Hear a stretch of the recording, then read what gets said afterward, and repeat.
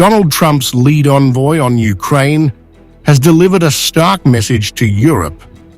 It won't have a seat at the table when peace talks with Russia begin. The announcement, made at the Munich Security Conference on Saturday, sent shockwaves through European capitals, scrambling to assert their role in negotiations that could reshape the continent's security. Trump's direct outreach to Russian President Vladimir Putin earlier this week, conducted without consulting European allies or Kyiv, had already unsettled NATO partners. Now his administration is making clear that Europe's influence in deciding Ukraine's future will be limited. General Keith Kellogg, Trump's Ukraine envoy, left no room for doubt when asked whether Europeans would be included in the talks. The answer to that last question, just as you framed it, the answer is no, he stated bluntly. Ukrainians, however, would of course be present, he added, dismissing any suggestion that Kyiv would be sidelined.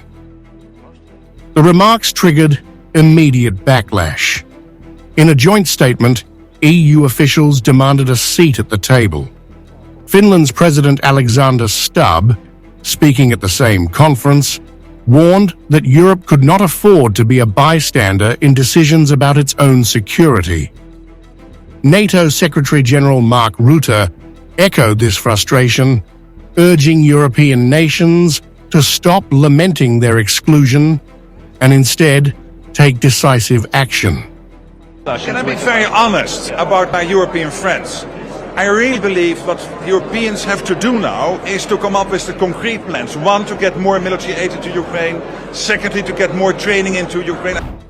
Ukrainian President Volodymyr Zelensky, who also addressed the Munich Security Conference, doubled down on his calls for a stronger Europe. Ukraine will never accept deals made behind our backs without our involvement.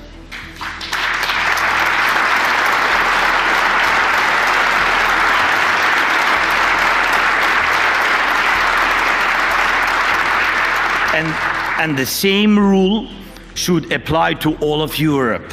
No decisions about Ukraine without Ukraine, no decisions about Europe without Europe. Alarmed by Trump's unilateral push to dictate the terms of peace, French President Emmanuel Macron has begun rallying allies for an emergency meeting in Paris to coordinate a response.